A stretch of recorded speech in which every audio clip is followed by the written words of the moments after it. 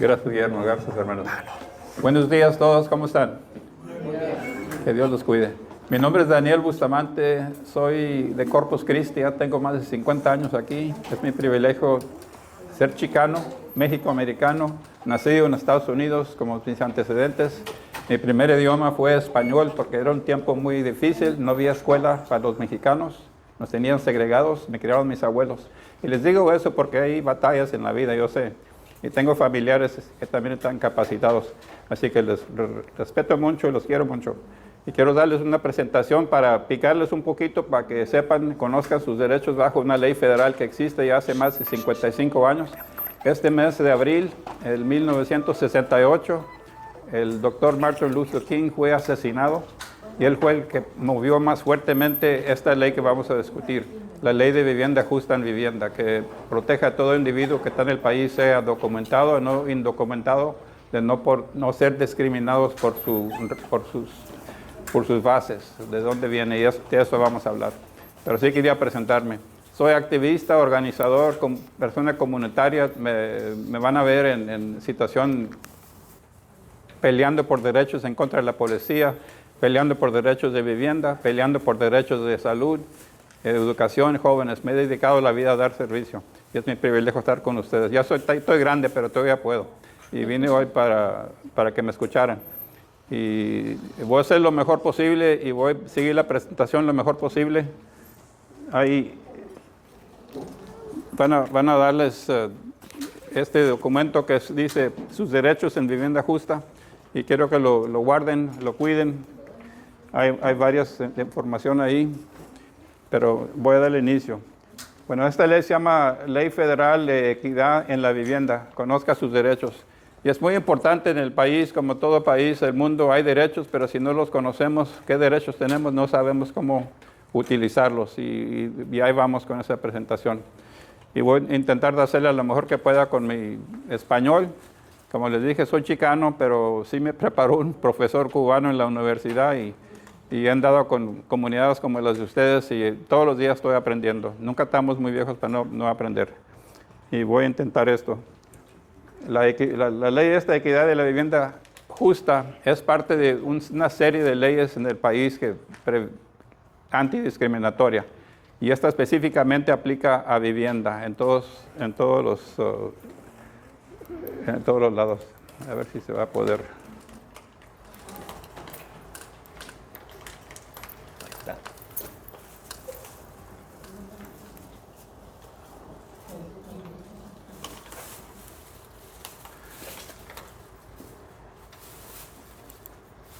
Ley de equidad en la vivienda. La ley de equidad en la vivienda prohíbe la discriminación y la intimidación de personas en sus hogares, edificios, de apartamentos y desarrollo de condominios en casi todas las transacciones de vivienda.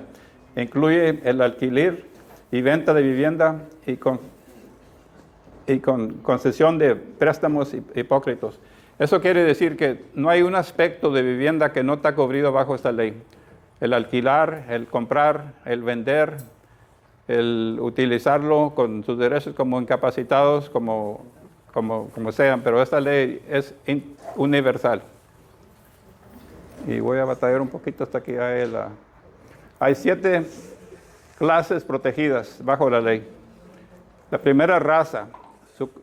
¿De qué raza es? El color de su piel, religión, el sexo de la persona, el origen nacional,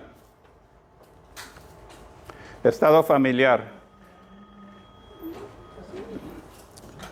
y los discapacitados. Son las categorías que son protegidas. Y estoy batallando un poquito con la letra. Raza o color. La raza es la etnia, el grupo de personas con los que se identifica. Asiático, negro o afroamericano, blanco o latino. El color es el tono del pigmento de la piel de una persona. Piel clara o oscura. Muchas veces la discriminación viene por simplemente sin hablar, nomás que los miren si son hombre o mujer y el color de su piel. Muchas veces ahí empieza, sin decir nada, sin hablar. Y es muy importante reconocer esa. Religión. La religión es protegida. Es ilegal discriminar por creencias y prácticas religiosas.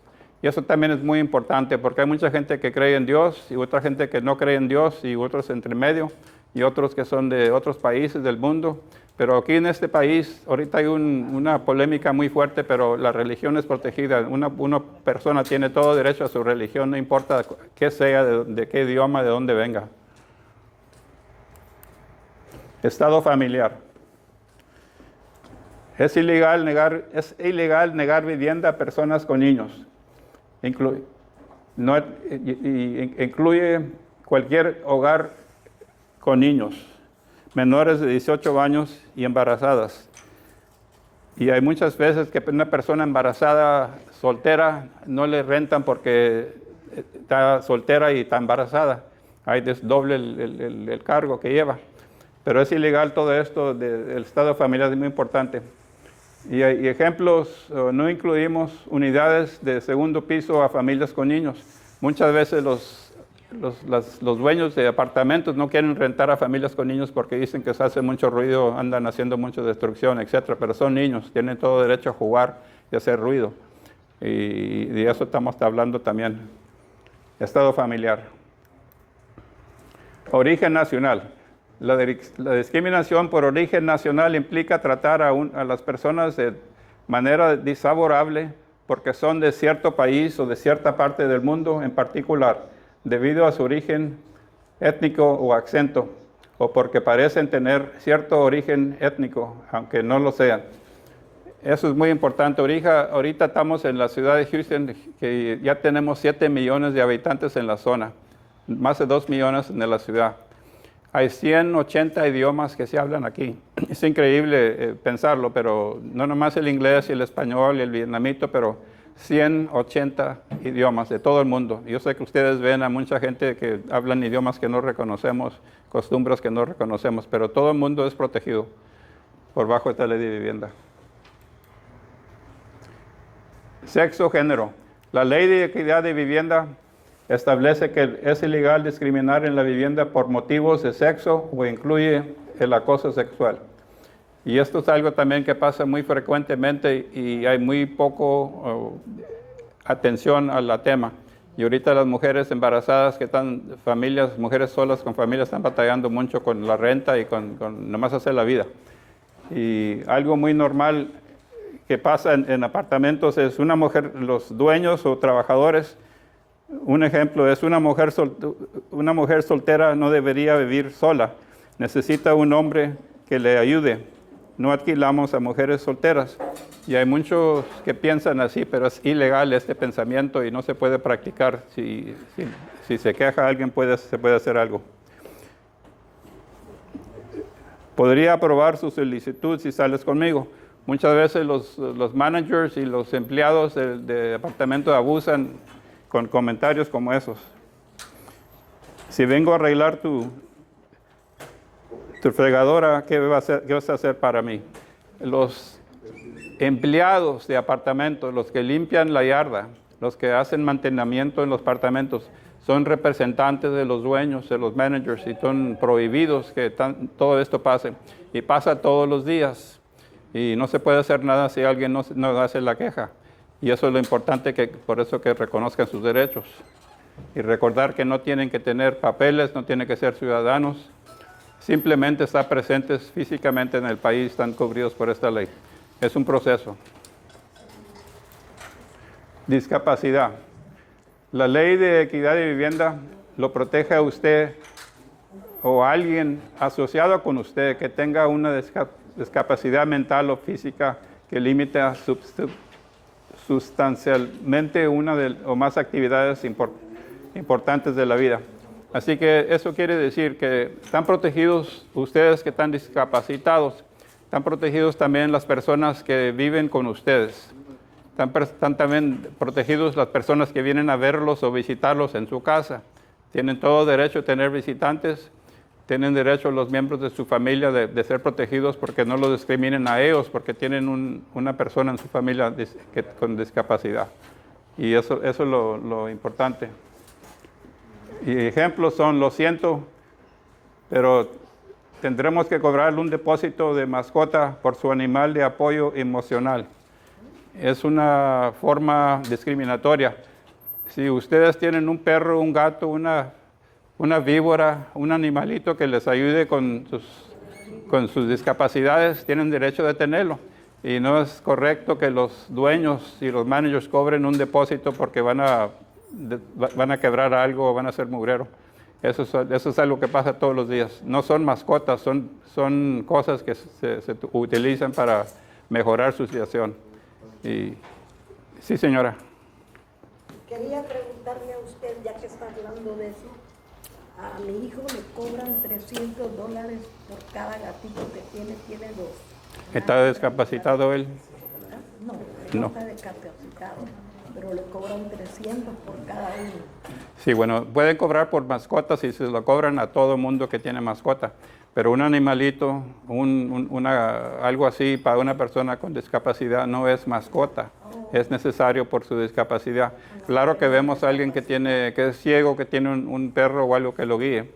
Y hay cosas, pero un animal por apoyo emocional es muy distinto. Si la persona, ese animalito le ayuda con su discapacidad, es protegido. Pero sí se cobra, pero tienen que cobrar lo mismo a todo el mundo. Muchas gracias. De nada, señora. Tenemos una lista de esperanza separada para personas en sillas de rueda. Y eso es bien común, que le van a hablar a alguien buscando vivienda y le dicen, ya no tenemos lugar porque nada más tenemos 4 unidades o 5 unidades para sillas de rueda, ya no existen. Pero es ilegal negar eso. Se puede reportar y asesorar si es verdad, porque muchas veces son puras palabras. Hay varias leyes federales de equidad de vivienda en relación a la discriminación de discapacidad. Y son 3 leyes fundamentales. La ley de equidad de vivienda que estamos hablando le aplica a la mayoría de las viviendas. Desde 1988 la ley aprobó incluir en esta ley de vivienda los discapacitados y familias con niños. La ley pasó en 68 y pasaron 20 años que no había protecciones en particular. Y todo esto es política nacional. Y tiene que pasar el Congreso la ley y las enmiendas. Así que esa es la ley más importante de que estoy hablando. La sección 504 de la Ley de Rehabilitación de 1973 aplica a las viviendas que reciben fondos federales. Hay apartamentos que reciben fondos federales y tienen responsabilidad ellos bajo esta ley administrativa que no pueden discriminar en contra de los discapacitados. Otra ley muy importante estadounidense es la ADA. La ADA, la American for Disabilities Act, protege a los incapacitados en varias formas. Una parte prohíbe la discriminación por el gobierno en las entradas de edificios que reciben fondos federales como viviendas para ancianos, viviendas para incapacitados, etc. Y es otra ley federal. Y se utiliza también muy fuerte en todo el mundo. Si viven en un lugar que recibe fondos federales, nomás recuerden que hay varias protectivas que se pueden utilizar, en varias leyes.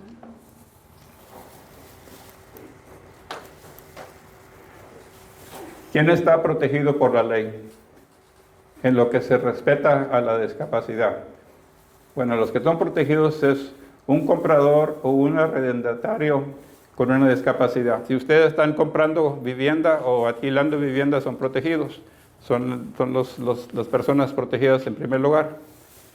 Y también se protege una persona con una discapacidad que va a vivir en una unidad después de que se venda o alquile. Y esto quiere decir, si su familia ya está viviendo en un edificio o ya están rentando el apartamento y vienen ustedes a vivir con ellos, automáticamente son protegidos por la ley. Pero si no saben sus derechos y no se quejan, no se pueden asesorar y hacer algo.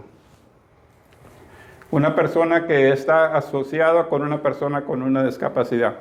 Eso es como, por ejemplo, si yo soy un visitante en su casa y no estoy discapacitado, también tengo el derecho de visitar esa vivienda y no ser discriminado porque porque ando nomás visitándolos. Y muchas veces hay muchas reglas que ponen los dueños y los manejadores de apartamentos sobre lo que pueden hacer y cuántos visitantes pueden tener. Pero eso más quiere decir que todo el mundo son protegidos. Los que vienen a visitar, los que van a vivir con ustedes. Es ilegal preguntar, y esto es muy importante reconocer. Bajo la ley de equidad de vivienda se permite preguntar sobre la discapacidad de la persona, únicamente si la situación, en las situaciones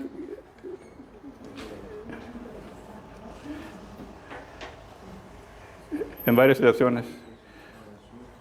Cuando la discapacidad es un requisito para la elegibilidad de vivienda, hay edificios que reciben fondos federales que son específicamente para personas que son discapacitadas y sí pueden preguntar por tu discapacidad, pero no en cualquier forma. Cuando la incapacidad es necesaria para una preferencia, si es una vivienda que tiene preferencia para discapacitados, sí pueden preguntar cuál es su discapacidad. Claro que si están ciegos o están en silla de ruedas ya se conoce mejor, pero muchas veces no se ve la discapacidad. Si es un lugar que tiene unidades accesibles y adaptada o modificada razonable. Y vamos a hablar mucho más ahorita de la adaptación o modificación razonable. Se permite preguntar si un solicitante ha sido condenado de fabricar o distribuir ilegalmente una sustancia contrabanda. Y si un solicitante es adicto o abusador actual de una sustancia controlada. Y otras preguntas generales sobre si el solicitante cumple o no con los requisitos de la vivienda. Y esto es muy simple, quiere decir que si una persona trafica drogas o fabrica drogas o usa drogas, sí pueden hacer esas preguntas y sí pueden rechazar lo de las viviendas que reciben fondos federales. Son actos criminales, pero esto es algo sensible. Igualdad bajo la ley de equidad de vivienda.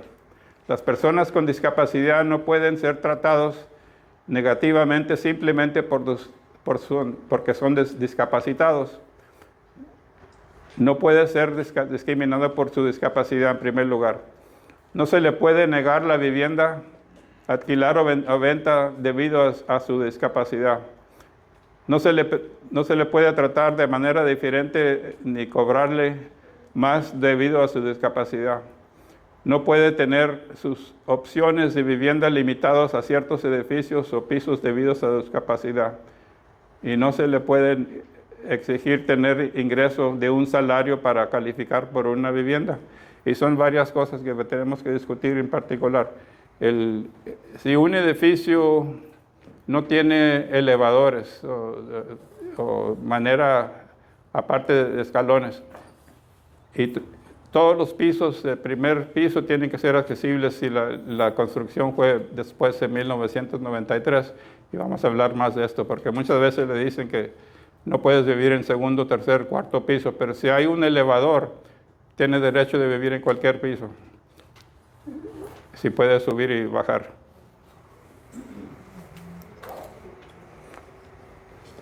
Adaptaciones razonables. Vamos a hablar bastante de esto porque es una cosa que pasa todos los días. Una adaptación razonable es un cambio, excepción o ajuste a una regla, práctica o servicio que puede ser necesaria para que una persona con discapacidad tenga igualdad de oportunidades para usar o disfrutar su vivienda. Eso quiere decir simplemente si por razón de su discapacidad no puede utilizar el estacionamiento, por ejemplo, porque no existe algo especial para su vehículo para discapacitado, tiene derecho de pedir un ajuste, un razonable, una adaptación, de convertir uno de los sitios para parking para usted específicamente para que pueda utilizar su vivienda. Propiedad financiada con fondos federales se tiene Se debe realizar adaptaciones razonables a expensas del propietario de vivienda. Y eso simplemente quiere decir que si la propiedad recibe fondos federales y una adaptación razonable, y muchas veces no va a costar dinero, pero va a costar un poco de gastos, los dueños tienen que pagar por eso si reciben fondos federales. Si son propiedades con fondos privados, que la mayor parte son, para los propietarios de propiedad privadas, el inquilino es responsable de las adaptaciones razonables. Los propietarios de propiedades con fondos privados solo tienen que dar permiso. Si el propietario le va a permitir que haga adaptaciones razonables en su vivienda, por ejemplo, hay 3 imágenes ahí, y la primera imagen es un baño con agarraderos para que no tenga peligro de estar ahí. Esa es una adaptación razonable. Si el dueño recibe fondos federales, ellos son responsables para pagar por esos cambios. Si no reciben fondos federales, el propietario puede cobrarles al inquilino por los cambios. La imagen del perro, ese perro no puede ser mascota y le pueden cobrar depósito, como dijo la señora, pero si es un perro para que les ayude con su discapacidad, no tiene que pagar nada. Y muchas veces les cobran y lo siguen cobrando si no se queja uno. La tercera imagen es una imagen del estacionamiento, que simplemente van a hacerlo más grande y ponerles pintura especial para que todo el mundo sepa que es para discapacitados. Y Houston es una ciudad ahorita muy fuerte en contra de los derechos de los discapacitados. Hay tanto abuso, hay millones de viviendas que no están accesibles ahorita, y por eso queremos que todo el mundo sepa esto. Y lo que estamos hablando ahorita, sí, también les digo a la comunidad en general, para que la comunidad en general sepa y nos ayuden a reportar situaciones que no están bien.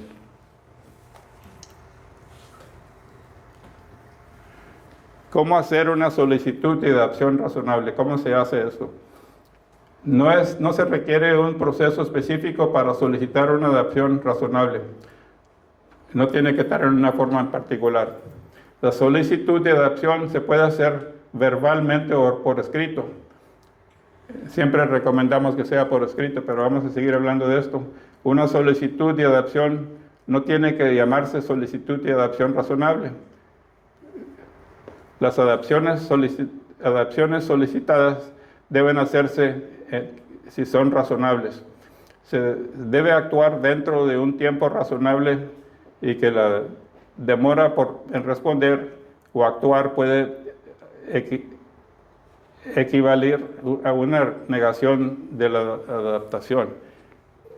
Es muy importante lo que estamos hablando ahorita aquí, porque si ustedes verbalmente, nada más con palabra, habla con el manager o el dueño, le dice: necesito una rampa, necesito una adaptación en mi baño, necesito un estacionamiento, y nomás lo dice verbalmente, eso es correcto, ya la pidió, pero siempre les recomendamos que lo hagan en escrito.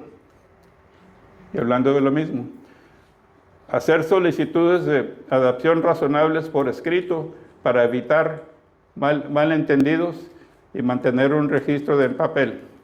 Y siempre les recomendamos que hagan esto en escrito. En la oficina de nosotros, cuando hacemos una solicitud por parte de una persona discapacitada, lo hacemos por correo registrado en carta formal, y es un documento ya legal que les pedimos una adaptación razonable a los dueños por las personas que están batallando. Y guardar una copia de la solicitud por escrito.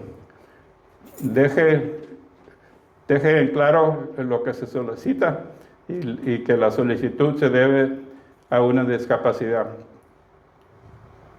Y proporcionar su información de contrato. Si no se puede hacer por escrito, es importante que lleven un testigo adulto, una persona de 18 o más grande, para que pueda ser testigo en corte. Si va a hacer una solicitud verbalmente y no puede hacerlo por escrito, que lleve a alguien, un amigo, un familiar o alguien que sí le tiene confianza, que nada más escuche para recordar todo esto. ¿Y cómo responder a una solicitud razonable? Y esto es para los dueños, para los managers. Pero es bueno que reconozcan ustedes qué es lo que deben hacer ellos. Que tomen en cuenta en primer lugar la solicitud, que lo escuchen. Considere primero la adaptación solicitada, no una propia idea sobre cómo mejor acomodar a la persona. No lo que piensen ellos que es mejor para ustedes, pero deben de escucharlos para que sí escuchen lo que está pidiendo. Y no ignore las solicitudes de adaptaciones. Si en su opinión la adaptación solicitada no es razonable, establece un diálogo, discuta soluciones alternativas que sí son razonables. No nomás que no lo dejen y que no se puede hacer, pero investigar qué se puede hacer. Tenga mucho cuidado de no pedir demasiada información sobre la discapacidad de la persona. Es que les gusta mucho andar haciendo muchas preguntas que no tienen derechos ellos para saber qué son las necesidades por la discapacidad de ustedes. Esa información es protegida. Puede solicitar una carta escrita por un profesional médico que confirme la necesidad de la opción si no es evidente. No depende del proveedor de vivienda determinar si la persona tiene una discapacidad o si realmente necesita la adaptación razonable. Y eso muchas veces se pierde en esas discusiones porque los dueños, los managers, no tienen los derechos que ellos piensan que tienen. Quieren saber todo lo que está pasando en su vida, por qué ese, por qué el otro, cuál es su discapacidad. Eso no tienen derecho de saber nomás lo básico, lo que se requiere por ley. La otra forma de adaptación es una modificación, un cambio de estructura razonable. El requisito de modificación razonable de la Ley de Equidad de Vivienda se aplica a los cambios estructurales de la vivienda que no está financiado por el gobierno federal. Si hay fondos federales, entonces ellos tienen que pagar por todo esto. La vivienda con fondos federales involucrados está cubierta por los requisitos de adaptación razonable de la sección 504 de la ley que hablamos anteriormente. Los proveedores de vivienda cubiertas de la sección 504 deben realizar cambios estructurales por su propia cuenta.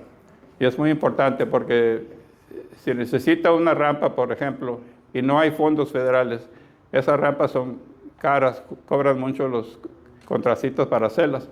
Y hay ahorita mucha dificultad en la comunidad de discapacitados por falta de rampas y falta de mejoraciones de vivienda en propiedades privadas. Y eso es algo que tenemos que sí buscar soluciones.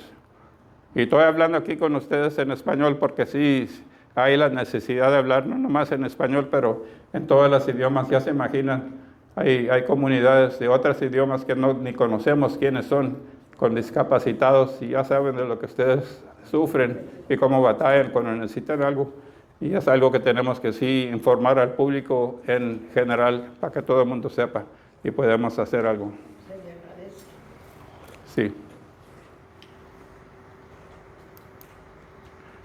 Modificaciones razonables. El arrendador puede exigir garantías de que el trabajo se realice en una manera profesional y que se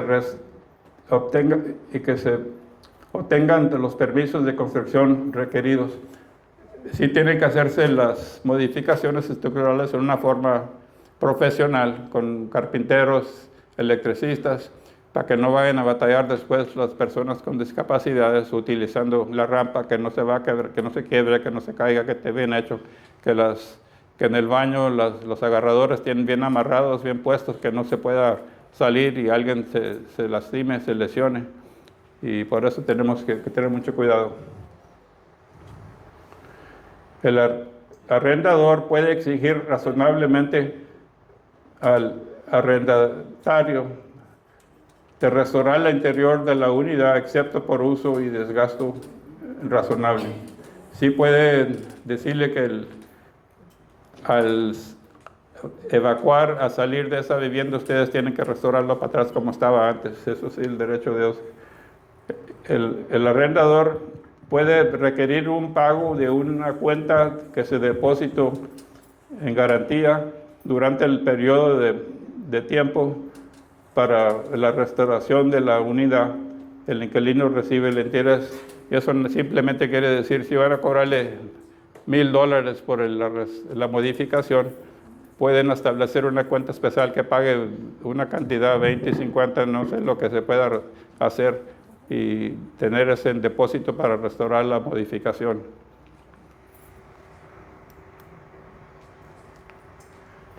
Al observar estas imágenes a la derecha, puede diferenciar entre una modificación y una acomodación. Son dos cosas distintas, la modificación y la adaptación. Y esos son simplemente las tres imágenes que estábamos viendo antes. ¿Ya saben a cuál es la modificación? Sí, señor. Sí, ¿a cuál es? ¿La primera, la segunda, la tercera? 3. Pues la primera es el baño con los agarradores.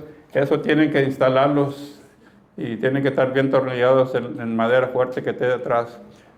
El perro y el estacionamiento son adaptaciones, una acomodación, porque eso no les va a costar nada más que un trabajito para el estacionamiento, hacerlo más grande y una pintura.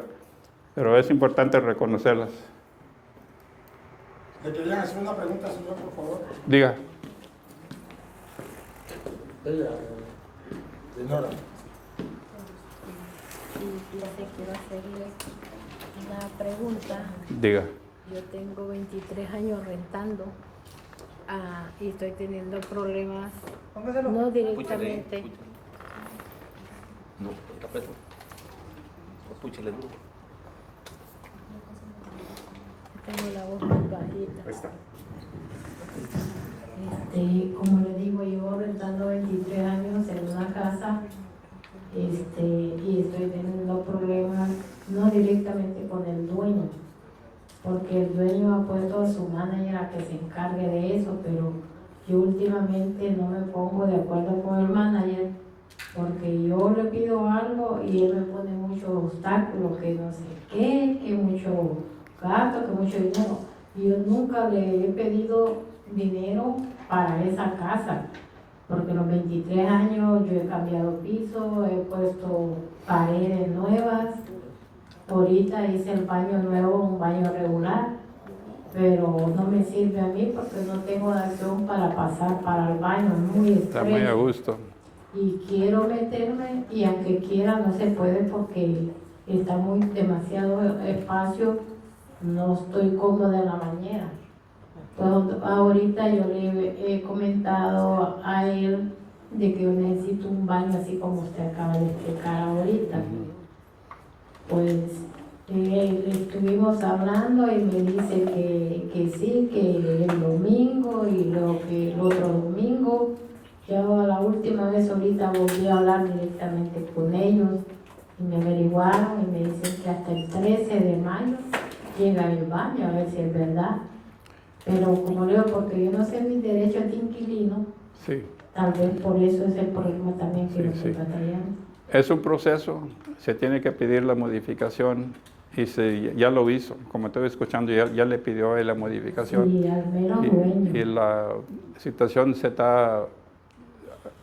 paró en la cuestión de quién va a pagar, Ajá. ¿verdad? Y hay que seguir detrás de él.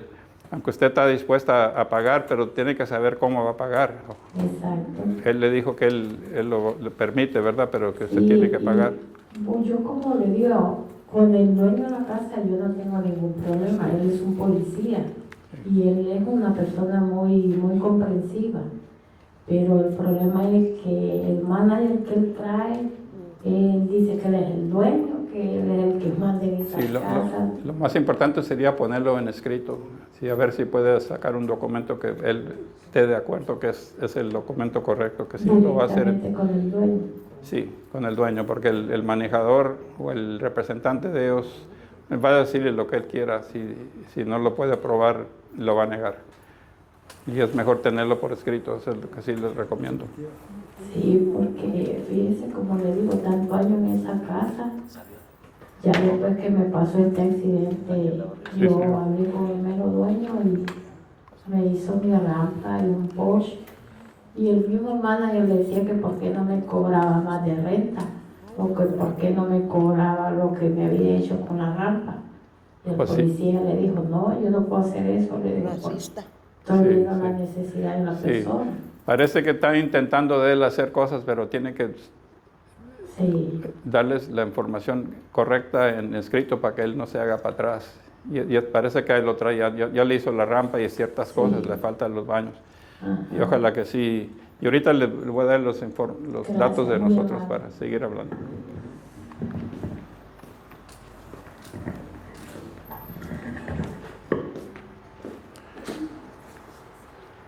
Accesibilidad en la vivienda. ¿Qué es la accesibilidad? Es construir edificios, instalaciones que puedan ser ingresados y utilizados por las personas, por todas las personas, todo el mundo. La accesibilidad evita la discriminación contra las personas con discapacidad, pero el resultado final es un entorno de vida más utilizada por todos. Así que es mejor para todo el mundo, todo el público, que las viviendas estén bien construidas con accesibilidad para todo el mundo. En la construcción nueva se requiere componentes de diseño de viviendas que puedan ser utilizadas por todos. Edificios existentes, eliminación de barreras cuando sea posible que impidan el uso por parte de las personas, de algunas personas. Así que lo normal en un país justo sería que todas las viviendas sean accesibles para todo el mundo. Y por eso la ley existe y es un proceso. Nosotros no somos gobierno, somos asociación de servicio y no tenemos la forma de demandar los que hagan. Eso tenemos que sí utilizar abogados y el sistema legal de la ciudad y las administraciones. Construcción de viviendas accesibles. La ley de vivienda justa se aplica a la venta y adquirir de viviendas multifamiliares diseñadas, ocupadas y construidas después del 13 de marzo de 1991. En 1991 pasó la ley requisitos para edificios nuevos después de 1991. Requiere una accesibilidad mínima. Aplica solo para viviendas multifamiliares cubiertas, edificios con 4 o más unidades. Y eso es importante. Si la ley aplica a todo vivienda que el dueño controle 4 o más unidades. Por ejemplo, si yo soy dueño de apartamentos y tengo una casa o un edificio con 4 apartamentos y vivo en uno y estoy alquilando 3, puedo hacer lo que quiera con los 3 apartamentos, pero si estoy rentando 4 o más unidades de vivienda, la ley esta aplica. Y eso cambia. Si utilizo un vendedor de casas, un realtor, para rentar la casa, automáticamente está cubrida ese negocio porque está utilizando un sistema de advertir. Y si hago anuncios en la radio, la tele o el periódico y lo publico en una forma social ya para el público, sí aplica. Porque sí hay viviendas que los dueños malos, racistas, hacen lo que les da la gana, pero esos son muy particular porque si controlan 4 o más unidades, automáticamente la ley aplica y eso siempre es una investigación, un asesoramiento que se tiene que hacer.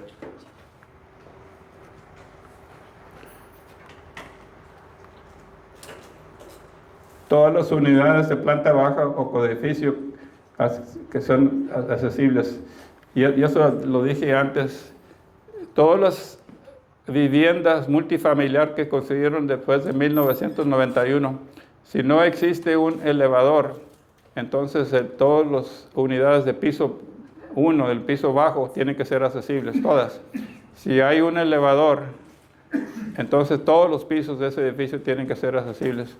En muchas ciudades grandes como Houston, Chicago, New York, Los Ángeles, dueños de vivienda han construido las viviendas que no son accesibles y las Cortes Federales los han demandado que las restauren en una forma accesible, así que les cuesta millones para arreglar. Así que es importante reconocer todo esto. En la construcción de viviendas accesibles, los 7 requisitos de diseño y construcción de la ley de accesibles, y esos son lo que queremos que pase nacionalmente. Que haya una entrada de edificio accesible en una ruta accesible, desde la entrada y la salida del edificio, algo accesible. Las áreas públicas y de uso común que sean accesibles. Las puertas y los pisos deberían de ser lo suficientes anchos para sillas de ruedas. La ruta accesible hacia y a través de la unidad de vivienda tiene que existir. Uno tiene que tener entrada y salida accesible. Interruptores de luz, enchufes eléctricas, termostatas y otros controles ambientales accesibles. Y ahí está una imagen de la mano pagando la luz, porque muchas veces están muy altas y tienen que estar en un nivel que sea accesible. Paredes de baños reforzadas para permitir la instalación de barras de apoyo. Cocinas y baños utilizadas por personas en sillas de rueda. Estos son para los arquitectos, las personas que diseñan los edificios, las casas, que incluyen todos estos temas en su construcción. Ese es el plan que queremos ver moviendo adelante. Ya los arquitectos y los ingenieros, cuando están sacando la licencia, están intentando ya de informarles fuertemente que diseñen los edificios en el futuro en esta forma. Y sí hay ahorita edificios del estilo, pero son limitados, es difícil ahorita verlos por donde quiera. Tenga en cuenta, los requisitos de diseño y construcción de la Ley de Vivienda Justa se aplican a las propiedades recién construidas que cuentan con fondos federales, además de la sección 504. Programas como HOPE y HOME y otras viviendas construidas con fondos federales deben de cumplir tanto con la Ley de Equidad de Vivienda con la sección 504. Y lo que quiero decir es que hay muchas organizaciones, no hay suficientes, pero hay muchas organizaciones que tienen personal que habla en español, como Tejano Senior Avenue y Caridades Católicas, etcétera, que tienen consejeros de vivienda certificados que conocen estas leyes también. Y es bueno, si no tienen conexión con esa gente, les ayudamos a conectar con ellos.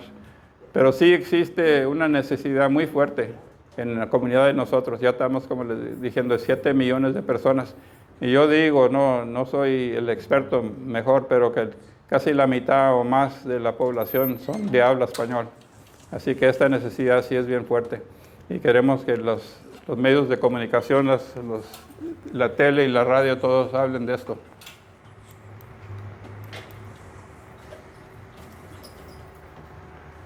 Esta es la agencia de nosotros, el Centro de Vivienda Justa de Houston. Y estaba intentando de tener tiempo al final para hablar de todo esto, porque es corta la presentación, pero sí estoy bien impresionado con ustedes.